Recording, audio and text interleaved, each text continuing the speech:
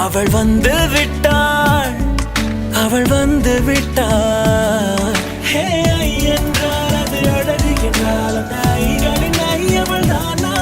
ஹே ஐ என்றால் அது கடவுள் என்றால் அந்த கடவுளின் துகள் அவள் தானா?